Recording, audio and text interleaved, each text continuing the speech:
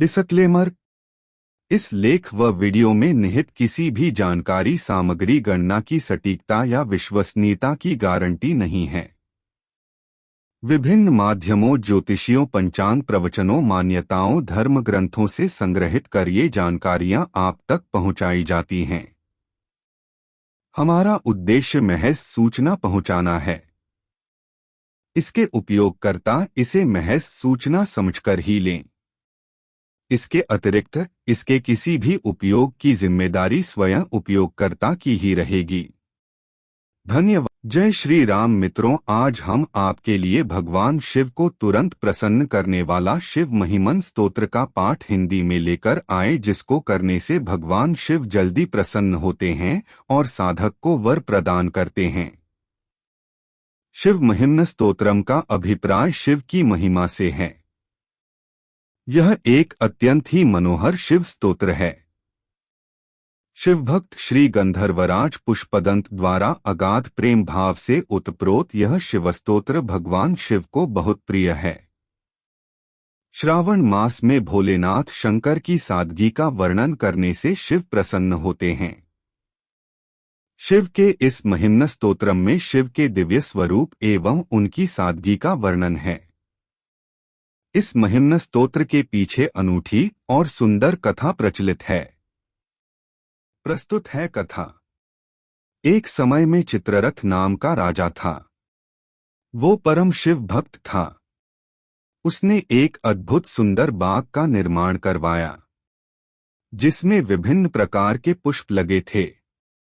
प्रत्येक दिन राजा उन पुष्पों से शिव जी की पूजा करते थे। फिर एक दिन पुष्पदंत नामक गंधर्व उस राजा के उद्यान की तरफ से जा रहे थे। उद्यान की सुंदरता ने उसे आकृष्ट कर लिया।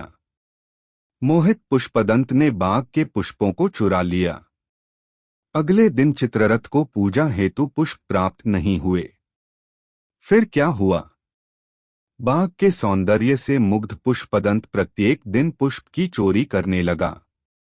इस रहस्य को सुलझाने के राजा के प्रत्येक प्रयास विफल रहे। पुष्पदंत अपनी दिव्य शक्तियों के कारण अदृश्य बना रहे। राजा ने निकाला समाधान। राजा चित्ररथ ने एक अनोखा समाधान निकाला। उन्होंने शिव को अर्पित पुष्प एवं विल्व पत्र बाग में बिछा दिया। राजा के उपाय से अनजान पुष्पदंत ने उन पुष्पों को अपने पैरों से कुचल दिया। इससे पुष्पदंत की दिव्य शक्तियों का क्षय हो गया। पुष्पदंत स्वयं भी शिव भक्त था। अपनी गलती का बोध होने पर उसने इस परम स्तोत्र के रचना की, जिससे प्रसन्न हो महादेव ने उसकी भूल को क्षमा कर पुष्पदंत के दिव्य स्वरूप को पुनः प्रदान किया। शिव महिमन स्तोत्रम। हे हर, आप प्राणी मात्र के कष्टों को हराने वाले हैं। मैं इस स्तोत्र द्वारा आपकी वंदना कर रहा हूँ, जो कदाचित आपके वंदना के योग्य न भी हो, पर हे महादेव, स्वयं ब्रह्मा और अन्य देवगण भी आपके चरित्र की पूर्ण गुणगान करने में सक्षम नहीं हैं। जिस प्रकार एक पक्षी अपनी क्षमता के अनुसार ही आसमान में उड़ान भर सकता है, उसी प्रकार मैं भी अपने यथाशक्ति आपकी आराधना करता हूँ। हे शिव, आपकी व्याख्या न तो मन न ही वचन द्वारा ही संभव है। आपके संदर्भ में वेद भी अचंभित हैं तथा नेति नेति का प्रयोग करते हैं, अर्थात ये भी नहीं और वो भी नहीं। आपका संपूर्ण गुणगान भला कौन करा सकता है? ये जानते हुए भी कि आप आदि अंत रहित परमात्मा का गुणगान कठिन है, मैं आपकी वंदना करता हूँ। हे वेद और भाषा के सृजक, जब स्वयं देवगुरु बृहस्पति भी आपके स्वरूप की व्याख्या करने में असमर्थ हैं, तो फिर मेरा कहना ही क्या। हे त्रिपुरारी, अपने सीमित क्षमता का बोध होते हुए भी मैं इस विश्वास से इस स्तोत्र की रचना कर रहा हूँ कि इससे मेरी वाणी शुद्ध होगी तथा मेरी बुद्धि का विकास होगा। हे देव, आप ही इस संसार के सृजक, पालनकर्ता एवं विलयकर्ता हैं। तीनों वेद आपके ही संहिता गाते हैं। तीनों गुण सतोर्जोतमो आपसे ही प्रकाशित हैं। आपकी ही शक्ति त्रिदेवों में निहित है। इसके बाद भी कुछ मूढ़ प्राणी आपका उपहास करते हैं तथा आपके बारे भ्रम फैलाने का प्रयास करते हैं, जो कि सर्वथा अनुचित है। हे महादेव, वो मूढ़ प्राणी जो स्वयं ही भ्रमित हैं, इस प्रकार से तर्क वितर्क द्वारा आपके अस्तित्व को चुनौती देने की कोशिश करते हैं। वो कहते हैं कि अगर कोई परम पुरुष है तो उसके क्या गुण हैं, वो कैसा दिखता है, उसके क्या साधन हैं, वो इस सृष्टि को किस प्रकार धारण करता है। ये प्रश्न वास्तव में भ्रामक मात्र हैं। वेद ने भी स्पष्ट किया है कि तर्क द्वारा आपको नहीं जाना जा सकता।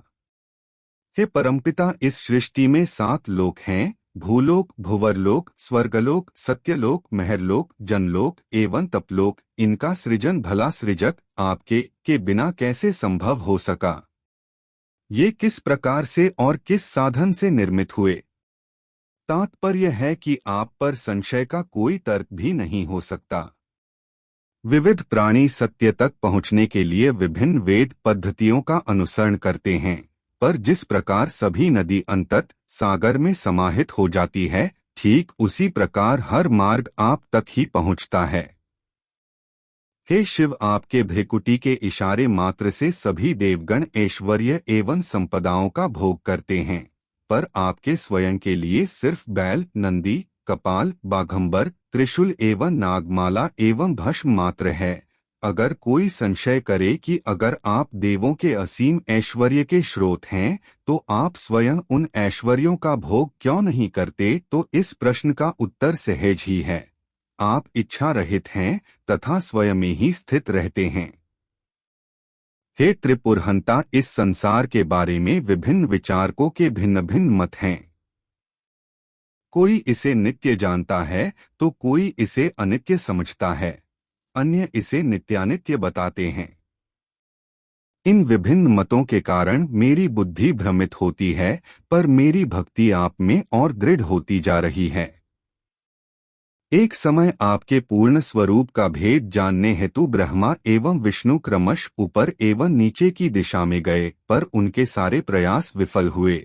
जब उन्होंने भक्ति मार्ग अपनाया तभी आपको जान पाए। क्या आपकी भक्ति कभी विफल हो सकती है? हे त्रिपुरांतक दशानन, रावण किस प्रकार विश्व को शत्रु विहीन कर सका? उसके महाबाहु हर पल युद्ध के लिए व्यग्र रहे। हे प्रभु, रावण ने भक्तिवश अपने ही शीश को काट काट कर आपके चरण कमलों में अर्पित कर दिया। ये उसी भक्ति का प्रभाव था।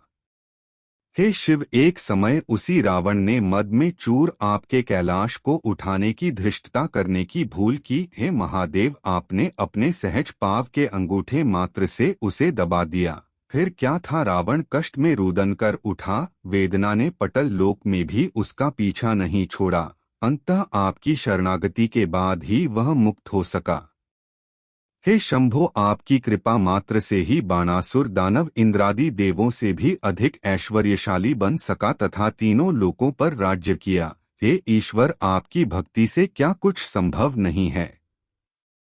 देवताओं एवं असुरों ने अमृत प्राप्ति हेतु समुद्र मंथन किया। समुद्र से आने मूल्यवान वस्तुएं प्राप्त हुई जो देव तथा दानवों ने आपस में बांट लिया। पर जब समुद्र से अत्यधिक भयावह कालकूट विष प्रकट हुआ तो असमय ही सृष्टि समाप्त होने का भय उत्पन्न हो गया और सभी भयभीत हो गए। हे हर, तब आपने संसार रक्षार्थ विषपान कर लिया। वह विष आपके कंठ में निष्क्रिय होकर पड़ा है। विष के प्रभाव से आपका कंठ नीला पड़ गया। हे नीलकंठ, आश्चर्य ही है कि ये विकृति भी आपकी शोभा ही बढ़ाती है। कल्याण कार्य सुंदर ही होता है। हे प्रभु, कामदेव के वार से कभी कोई भी नहीं बच सका, चाहे वो मनुष्य हो, देव या दानव ही। पर जब कामदेव ने आपकी शक्ति समझे बिना आपकी ओर अपने पुष्प बाण को साधा तो आपने उसे क्षण ही भस्म कर दिया। श्रेष्ठ जनों के अपमान का परिणाम हितकर नहीं होता। हे प्रभु, कामदेव के वार से कभी कोई भी नहीं बच सका, चाहे वो मनुष्य हो, देव या दानव ही। पर जब कामदेव ने आपकी शक्ति समझे बिना आपकी ओर अपने पुष्प बाण को साधा तो आपने उसे क्षण ही भस्म कर दिया। श्रेष्ठ जनों के अपमान का परिणाम हितकर नहीं होता। हे नटराज, जब संसार कल्याण के हेतु आप तांडव करने लगते हैं तो आपके पाव के नीचे धारा कंप उठती है, आपके हाथों के परिधि से टकराकर ग्रह नक्षत्र भयभीत हो उठते हैं, विष्णु लोक भी हिल जाता है, आपके जटा के स्पर्श मात्र से स्वर्गलोक व्याकुल हो उठता है। आश्चर्य ही है, हे महादेव की अनेकों बार कल्याणकारी कार्य से भय उत्पन्न करते हैं। आकाश गंगा से निकलती तारा गणों के बीच से गुजरती गंगा जल अपनी धारा से धरती पर टापू तथा अपने वेग से चक्रवात उत्पन्न करती है, पर ये उफान से परिपूर्ण गंगा आपके मस्तक पर एक बूंद के सामन ही दृष्टिगोचर होती है। ये आपके दिव्य स्वरूप का ही परिचायक है।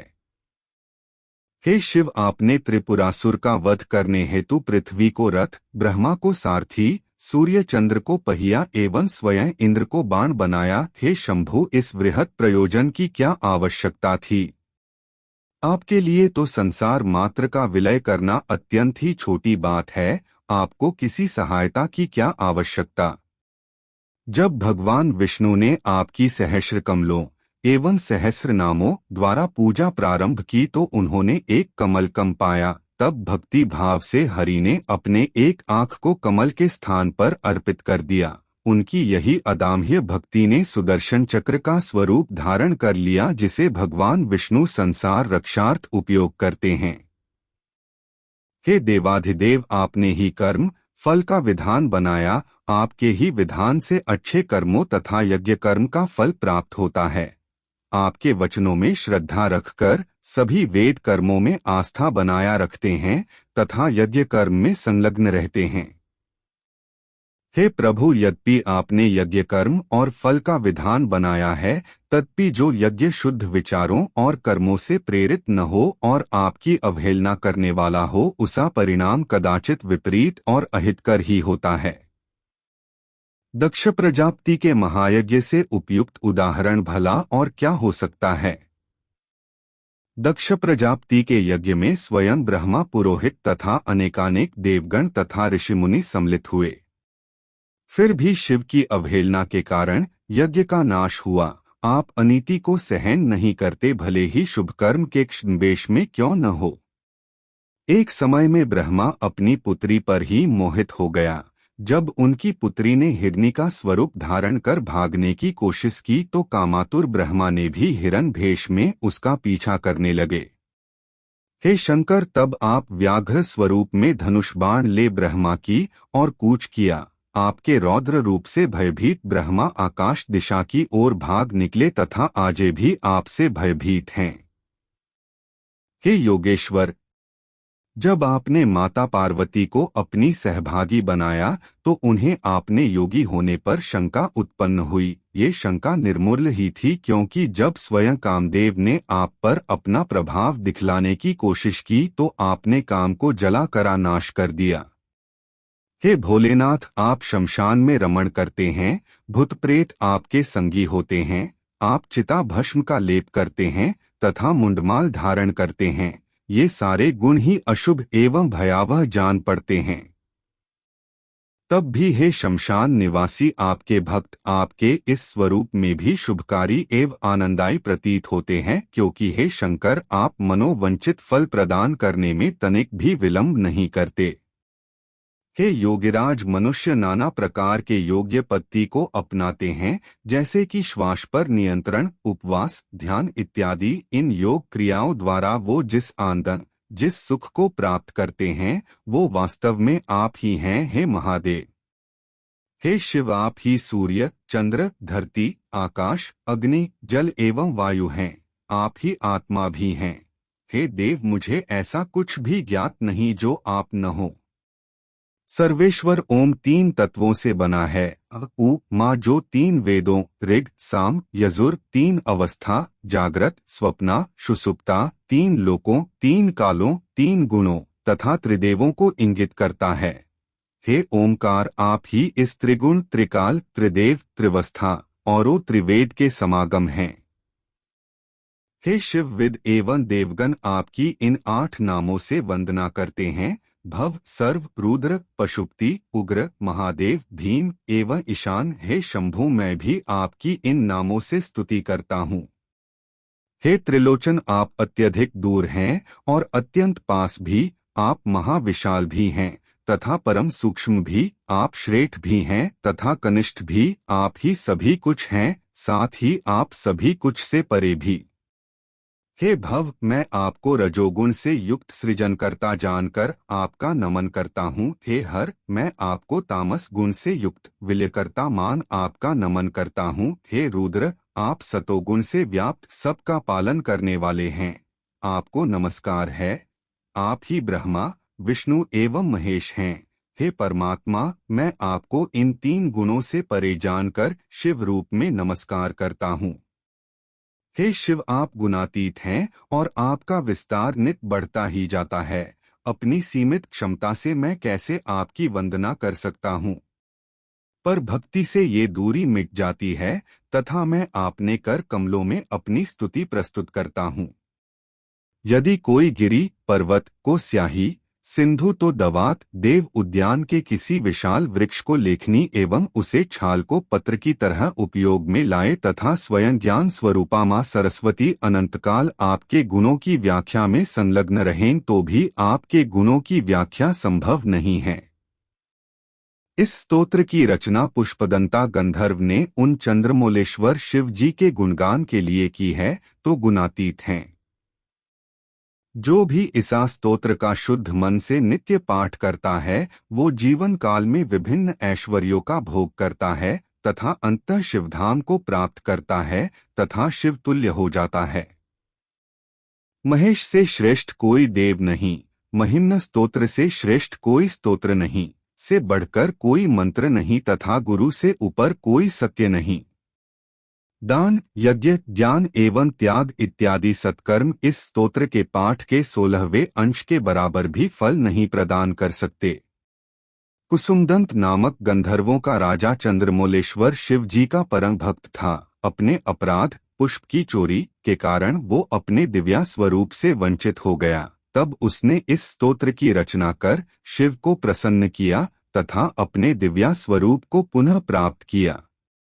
जो इस स्तोत्र का पठन करता है वो शिवलोक पाता है तथा ऋषि मुनियों द्वारा भी पूजित हो जाता है। पुष्पदंत रचित ये स्तोत्र दोष रहित है तथा इसका नित्य पाठ करने से परम सुख की प्राप्ति होती है। ये स्तोत्र शंकर भगवान को समर्पित है। प्रभु हमसे प्रसन्न हो। हे शिव, मैं आपके वास्तविक स्वरूप को नहीं जानता। हे शिव, आपके उस वास्तविक स्वरूप जिसे मैं नहीं जान सकता उसको नमस्कार है। जो इस स्तोत्र का दिन में 1, 2 या 3 बार पाठ करता है वो पाप मुक्त हो जाता है तथा शिव लोक को प्राप्त करता है। पुष्पदंत द्वारा रचित ये स्तोत्र शिव जी अत्यंत ही प्रिय है। इसका पाठ करने वाला अपने संचित पापों से मुक्ति पाता है। इति श्री पुष्पदंत विरचितं शिव महिम्न स्तोत्रं समाप्तम। इस प्रकार शिव महिम्न स्तोत्र समाप्त होता है।